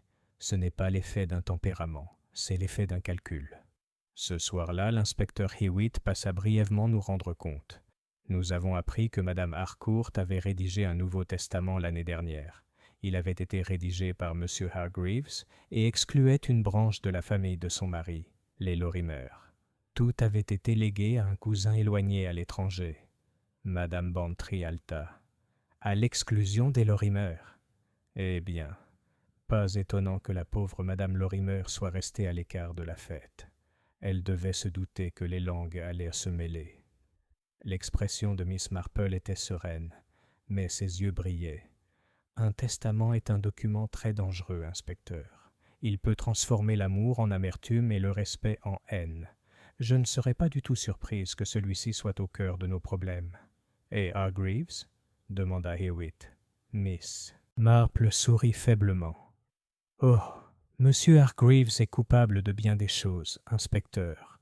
Orgueil, précision et peut-être même d'une loyauté indiscrète. Mais un meurtre, cela reste à voir. » Ce soir-là, dans le silence de sa chambre, Miss Marple passa en revue ce qu'elle avait rassemblé. La terreur de cognomenace de Madame Harcourt, la lettre à moitié brûlée avec le nom de Hargreaves, les querelles sur l'argent, les fleurs et les apparences, la volonté favorisant un cousin que personne à Rose Hill n'avait rencontré. Pièce par pièce, il formait non pas une image, mais les contours d'une image. Et Miss Marple, qui avait assemblé de nombreux puzzles à son époque, savait qu'une fois les contours dégagés, le centre se révélerait. Elle ferma les yeux, entendant le faible murmure des roses dans la brise nocturne, et pensa « Quelqu'un a voulu détruire la fierté de Madame Harcourt avant sa mort. Et cela, j'imagine, est un indice plus précieux que toutes les cendres de ses gants. » Chapitre 8. Le poids du ressentiment. Rose Hill était un village où la bienséance était aussi soignée que les jardins. Une haie taillée de bonne manière, une bordure soignée de routine. Pourtant, sous ces haies, les racines s'en mêlaient. Miss Marple le savait bien. Ce n'étaient pas les surfaces de la vie du village qui révélaient la vérité, mais le sous-bois, rancune silencieuse, petites humiliations, espoir secret différé. Le vendredi matin, elle se rendit à Lorimer House, une modeste demeure géorgienne à la lisière du village. Les stores étaient à moitié tirés, et le jardin, autrefois soigné, avait un aspect désordonné, comme si le chagrin et l'inquiétude l'avaient négligé. Madame Lorimer elle-même reçut Miss Marple dans un salon où les rideaux de dentelle étaient jaunis par le soleil et où les bergères en porcelaine semblaient perpétuellement étonnées. Elle était pâle, épuisée et visiblement nerveuse. « Je suis désolée de vous déranger, ma chère, » commença Miss Marple, « mais dans les moments difficiles, on est mieux accompagné que seul. Et tout le monde dit des choses pareilles. Il m'a semblé plus gentil de venir moi-même, plutôt que d'écouter des conjectures. » Madame Lorimer esquissa un pâle sourire. « Vous êtes attentionnée, Miss Marple. Je vous assure que j'ai entendu ces conjectures. Elles sont blessantes. »« Des bavardages, pour la plupart, » dit doucement Miss Marple. « Mais quand même, les conversations tournent souvent autour d'une petite vérité. On dit que le Nouveau Testament de Madame Harcourt était défavorable à votre famille ?» La femme tressaillit. « Ils ont donc découvert ça, n'est-ce pas ?»« Oui, c'est vrai. Mon mari était le cousin du colonel Harcourt. Pendant des années, nous avons cru que ses enfants, nos enfants, héritèrent de quelque chose d'elle. Au lieu de cela, Elle nous a complètement coupé les vivres. Tout a été confié à un parent éloigné à l'étranger, un homme qu'aucune de nous n'a jamais rencontré. C'était cruel, Miss Marple, vraiment cruel. La cruauté, observa Miss Marple, engendre souvent de l'amertume, même chez les bonnes personnes. Les mains de Madame Lorimer se tordaient sur ses genoux. Savez-vous ce que signifie gérer un foyer au bord du dénuement, alors qu'elle, Selina Harcourt, organisait des fêtes et étalait ses roses, et nous regardait de haut comme si nous étions des parents pauvres dans un roman. Nous avons des dettes, Miss Marple, des dettes qu'elle connaissait. Elle aurait pu les alléger d'un simple geste. Au lieu de... Sa voix se brisa. Miss Marple posa doucement sa main sur la sienne. Ma chère, je suis certaine que vous n'avez rien fait d'imprudent. Le ressentiment est tout à fait naturel, mais le meurtre ne l'est pas du tout. Dites-moi, pourquoi n'avez-vous pas assisté à la fête? Madame Lorimer déglutit. Parce que je ne pouvais pas le supporter. La voir à nouveau triomphante, prendre la coupe, défiler devant nous tous, c'était au-delà de mes forces. Et j'avais peur de ma langue. J'aurais pu dire quelque chose d'amer. J'ai pensé qu'il était plus prudent de rester à l'écart. Miss Marple la regarda avec bienveillance.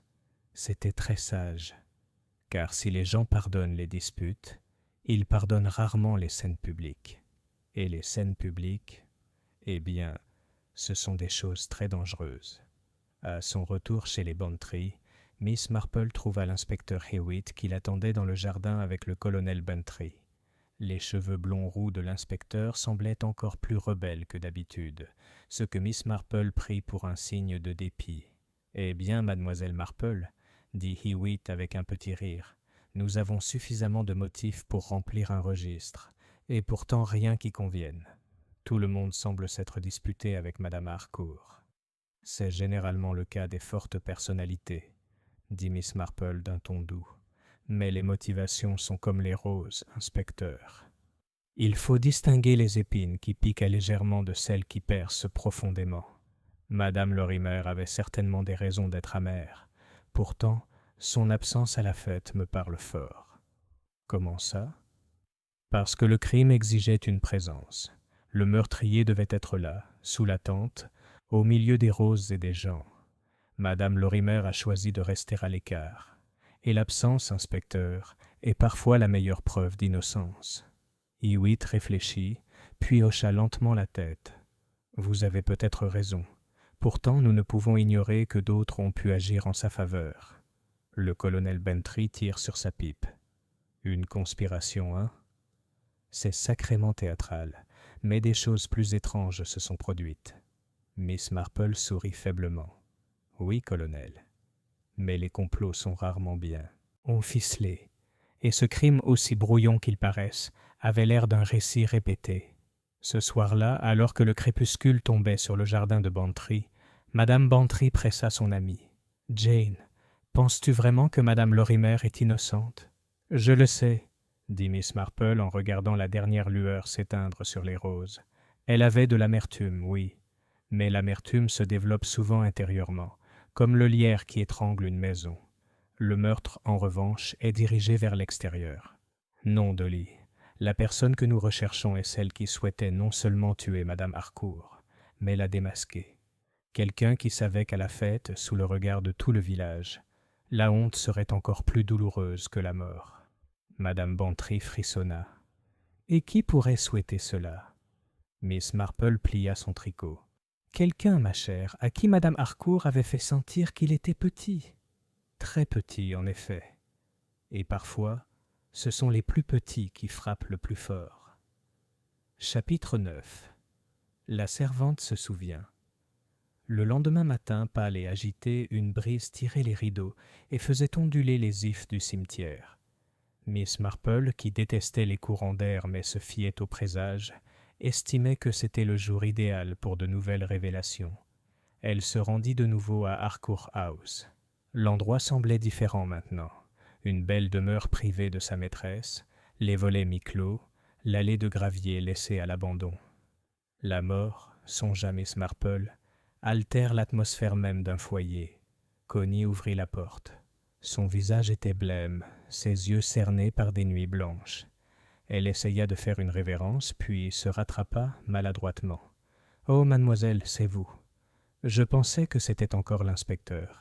Il m'a harcelé de questions jusqu'à ce que je ne puisse plus distinguer la vérité de mes rêves. » Miss Marple posa doucement la main sur le bras de la jeune fille. « Ça arrive, ma chère. Mais les rêves contiennent parfois aussi des vérités, si l'on sait les écouter. » Connie cligna des yeux. « Oh, mademoiselle, je ne veux pas m'en souvenir.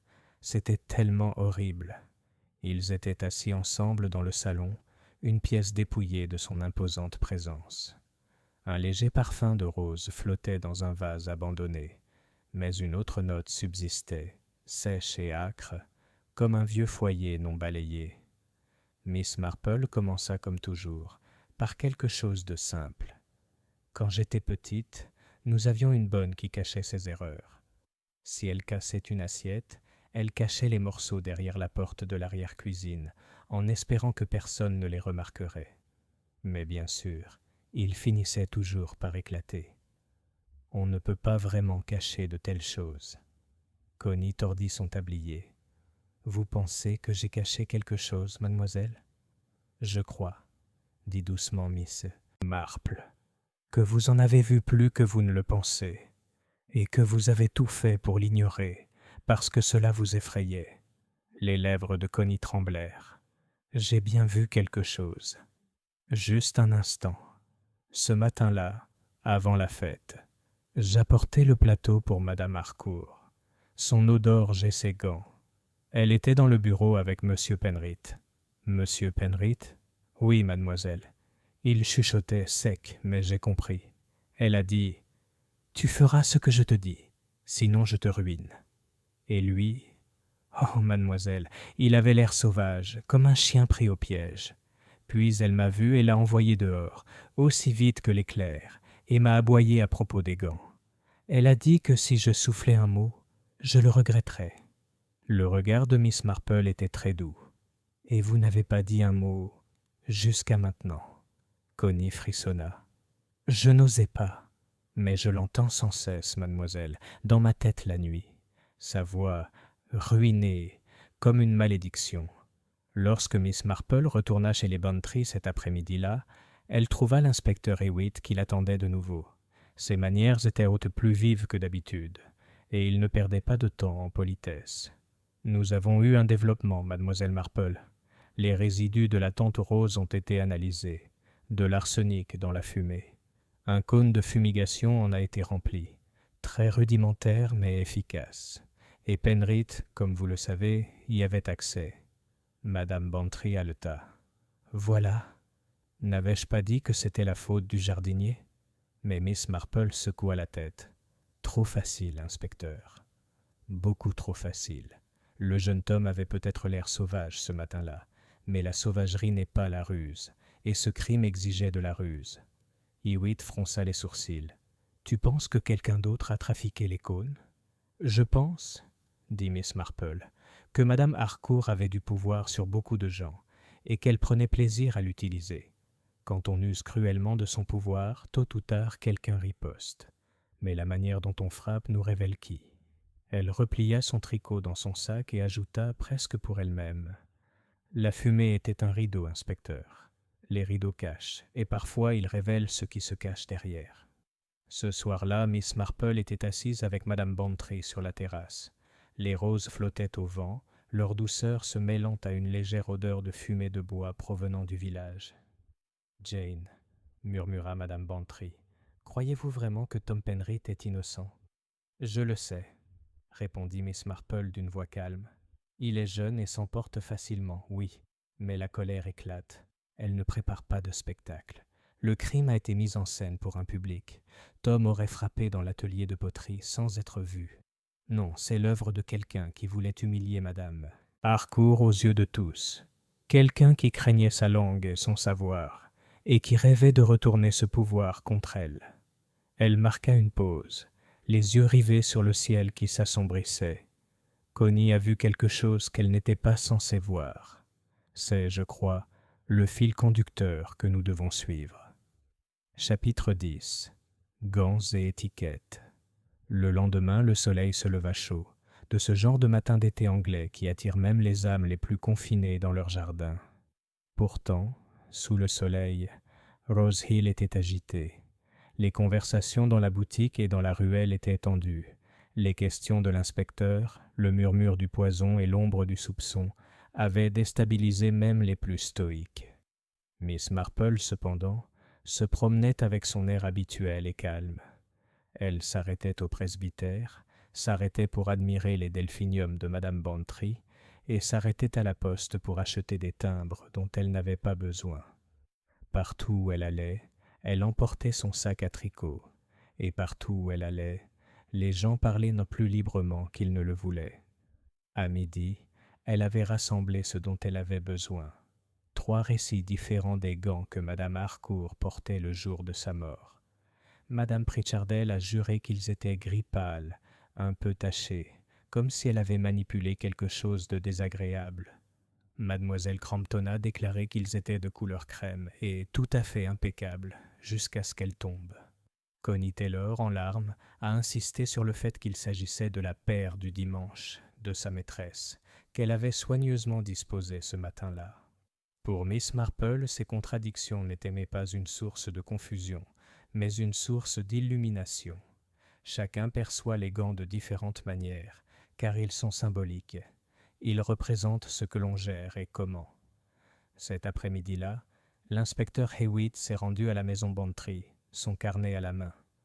Nous avons rassemblé suffisamment de preuves pour porter plainte contre Penrith, dit-il gravement. L'arsenic, la dispute de ce matin-là, son accès au cône. En résumé, l'affaire est claire. Le colonel Bantry hocha la tête d'un air approbateur. Je te l'avais dit dès le début, Hewitt. Ce garçon est un sale type. Mais les aiguilles à tricoter de Miss Marple cliquetaient sans cesse. Je me demande, inspecteur, si votre argumentation n'est pas trop claire. Presque obligeamment. Hewitt fronça les sourcils. Que veux-tu dire? Eh bien, dit doucement Miss Marple, il me semble que les gants de Madame Harcourt en disent long. De la cendre sur le pouce et l'index, comme si elle avait elle-même soulevé quelque chose de fumant. Cela suggère qu'on l'a forcée à le manipuler, ou qu'on l'a piégé. Fait pour? Oui. Et puis il y a les étiquettes.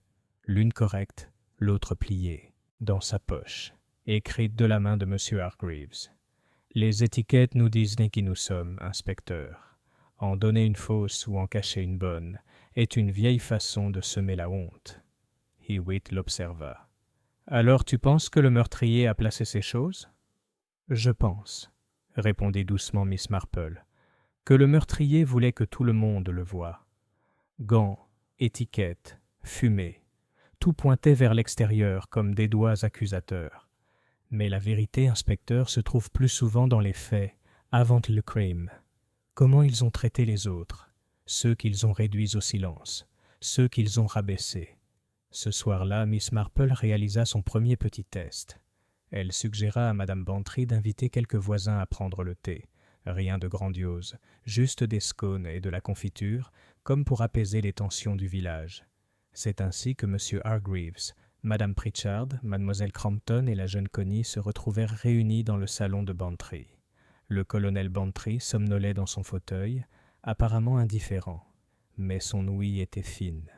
Miss Marple servait elle-même le thé, une tâche qu'elle laissait habituellement aux plus jeunes. Elle passait les assiettes, versait les tasses et proposait à chaque invité une serviette de son choix. Et ce faisant, elle observait avec une telle douceur leur réaction. Lorsque la pince à sucre glissa et qu'un cube tomba sur le tapis, Connie se précipita pour le récupérer, rougissant furieusement. M. Hargreaves se pencha pour l'aider, mais se retira aussitôt, polissant ses lunettes. Madame Pritchard gloussa légèrement, désapprobatrice, tandis que Mademoiselle Crampton riait un peu trop fort. Rien de remarquable, pourrait-on dire. Pourtant, le regard de Miss Marple était pensif, car c'est dans ces petits embarras domestiques que se révèle le véritable caractère, qui cherche à se cacher, qui cherche à aider, qui se complaît dans le désagrément d'autrui, ces choses comptent. Plus tard, une fois les invités partis, Madame Bantry s'exclama « Vraiment, Jane, je ne vois pas ce que vous avez accompli avec ce petit goûter. Vous avez simplement prouvé que M. Hargreaves est difficile et que Connie est nerveuse. Miss Marple sourit. Ah, mais regardez bien qui a rougi, qui a maladroitement ricané, qui a ricané et qui a lissé. Les meurtriers, Dolly, sont rarement calmes quand ils pensent que personne ne les observe. Et le meilleur moyen d'observer est de leur faire croire que ce n'est que du thé. Cette nuit-là, Miss Marple posa son tricot et repensa à l'image qui se formait dans son esprit. Une querelle à propos de gants, une étiquette cachée dans une poche, une fumée qui empoisonne et fait honte, un jeune jardinier accusé beaucoup trop facilement. Quelque part parmi ces petites choses se trouvait la clé, et Miss Marple, qui avait vu la vanité et la méchanceté humaine sous de multiples formes, était certaine que le crime n'était pas une histoire de roses. Les roses n'étaient que le rideau. Le véritable drame était celui de l'orgueil, de l'humiliation et des secrets que Madame Harcourt avait trop longtemps gardés. Chapitre 11. Le secret dans les cendres. L'inspecteur Hewitt avait un jour confié à Miss Marple que le plus gênant dans les meurtres à la campagne n'était pas le manque d'indices, mais leur abondance. C'est comme trier du linge un lundi matin, avait-il dit. Tout est humide, emmêlé et sent légèrement le savon. On ne sait jamais à qui appartient chaque objet. Miss Marple repensa à cette remarque le lendemain, assise dans le petit salon des Bantry, revoyant mentalement les pièces du puzzle qui refusaient de s'aplatir. Des gants, des étiquettes, des cendres, de la fumée. Et toujours cette lettre brûlée avec le nom de M. Hargreaves, si commodément visible. Ce fut Dolly Bantry qui donna le coup de pouce suivant. Elle rentra précipitamment de sa course chez l'épicier, le visage rayonnant de triomphe. « Jane, tu ne devineras jamais ce que j'ai entendu. La femme de l'épicier dit que sa cousine de Marlécombe travaille à l'état civil, et elle jure que Madame Harcourt s'y était rendue l'année dernière pour des actes. Des actes de naissance, de décès et, remarquez-le, de mariage. Ça ne vous semble pas suggestif ?» Les yeux de Miss Marple pétillèrent. « Très bien. Les certificats cachent ou révèlent souvent les vérités les plus dérangeantes. La cousine de la femme de votre épicier aurait-elle su à qui? Non, mais elle a laissé entendre que cela avait un rapport avec les Lorimer. Ce qui est parfaitement logique, non? Après tout, ils ont été rayés du testament. » Miss Marple secoua doucement la tête. « Pas si vite, ma chère. On s'imagine souvent que testament et certificat vont dans le même sens. Mais parfois, l'un se contredit. C'est ce qui les rend si dangereux. Cet après-midi-là, l'inspecteur Hewitt vint lui apporter des nouvelles. Il avait obtenu de l'avocat de Madame Harcourt un paquet de papiers à moitié carbonisés, récupérés dans la cheminée. Parmi eux, un fragment portait un fragment de nom. Non pas Hargreaves, comme je l'avais d'abord pensé, mais quelque chose commençant par Har et se terminant par Dotton. « Harton » répéta Madame Bantry. « Ça pourrait être Harrington, ou Charlton, ou le nom de jeune fille de Lorimer, » murmura Miss Marple à moitié pour elle-même. « Charlotte Harrington, n'est-ce pas ?»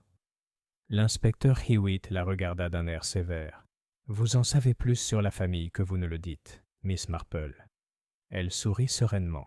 « On entend des choses en tricotant dans le jardin du presbytère. Charlotte Harrington a épousé John Lorimer il y a 30 ans. Si Madame Harcourt possédait un certificat portant ce nom et qu'elle l'a brûlé, eh bien, c'est peut-être le fil qu'il nous faut. » Le lendemain, Miss Marple rendit visite à nouveau à Madame Lorimer. Celle-ci la reçut avec une réticence visible, mais la douce présence de Miss Marple fit bientôt fondre sa résistance. « Ma chère, » dit Miss Marple, « je ne vous pose pas cette question par simple curiosité, mais parce que je pense que vous seriez plus en sécurité si vous parliez. Madame Harcourt a-t-elle jamais eu des informations sur vous ou votre famille, dont vous craignez qu'elles soient révélées ?» Le visage de Madame Lorimer se vida de ses couleurs. « Oh, Miss Marple, elle savait pour mon fils aîné, George. Il est né avant notre mariage avec John. 1 mois seulement, mais c'était suffisant. Nous nous sommes mariés à la hâte, pensant la faire enterrer. Mais Célina, elle l'a découverte d'une manière ou d'une autre. Elle a menacé de la répandre, de nous ruiner à coups de rumeurs. Elle a dit que cela nous rendrait indignes de compagnie, indignes d'hériter, indignes même du conseil paroissial. Imaginez la honte. Miss Marple lui tapota la main. Oui, ma chère, je le peux. J'ai vu des vies gâchées par bien moins de gens, et Madame Harcourt n'aurait pas hésité à brandir une telle arme. Les larmes jaillirent des yeux de Madame Lorimer. Je jure que je n'ai jamais souhaité sa mort. Mais je ne peux pas faire semblant de ne pas avoir été soulagé. Oui, soulagé, en apprenant sa disparition.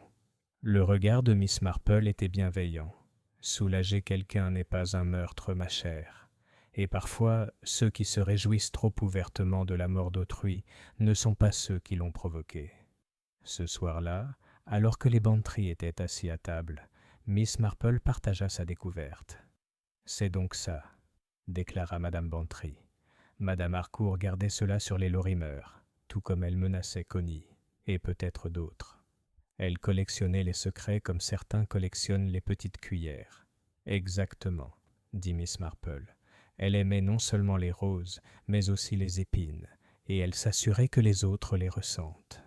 C'est pourquoi sa mort fut organisée ainsi, en public, au milieu des fleurs qu'elle chérissait, avec des preuves pointées du doigt. Quelqu'un voulait que sa honte, sa cruauté, soient visibles de tous. Le colonel Bantry grogna. « Zut, Jane, si tu veux dire que tout le village avait raison, j'ose dire que tu as raison. Mais la raison, c'est une chose. Qui a allumé le cône, c'est là le hic. » Miss Marple baissa les yeux sur ses mains jointes. « Oui, Arthur, c'est bien là le hic. Mais je pense, si je ne me trompe pas, que la réponse ne réside pas dans la possession d'un cône, mais dans la compréhension du théâtre de l'humiliation. » Cette nuit-là, elle resta assise à sa fenêtre, regardant les roses s'agiter sous la lune. Les pièces du puzzle s'assemblaient maintenant. Une lettre. Brûle aimait en laissant un nom. Un certificat indiquant une naissance secrète. Un volonté qui excluait ceux qui pourraient le contester. Et toujours les scènes publiques de la fête, où la disgrâce pouvait fleurir avant la mort. La pièce était presque révélée, pensa Miss Marple. Un seul acteur aurait pu l'arranger ainsi, et bientôt, très bientôt, elle le prouverait. Chapitre 12. Le piège du papier et de l'encre. Miss Marple avait depuis longtemps observé que dans les villages, les ragots se comportaient un peu comme le vent qui souffle dans une haie. À la moindre ouverture, ils s'engouffraient et se propageaient sans contrôle. Sachant cela, elle décida que sa prochaine étape ne serait pas d'adopter le style méthodique de l'inspecteur Hewitt, mais plutôt sa propre manière discrète. Le samedi matin, elle se rendit donc au bureau de poste avec Madame Bantry. Là, en présence de Mademoiselle Crampton et de Madame Pritchard, toutes deux avides de nouvelles du village, Mademoiselle Marple laissa échapper une petite remarque. « On dit, observa-t-elle doucement, que parmi les cendres de Harcourt House, l'inspecteur a trouvé non pas une lettre,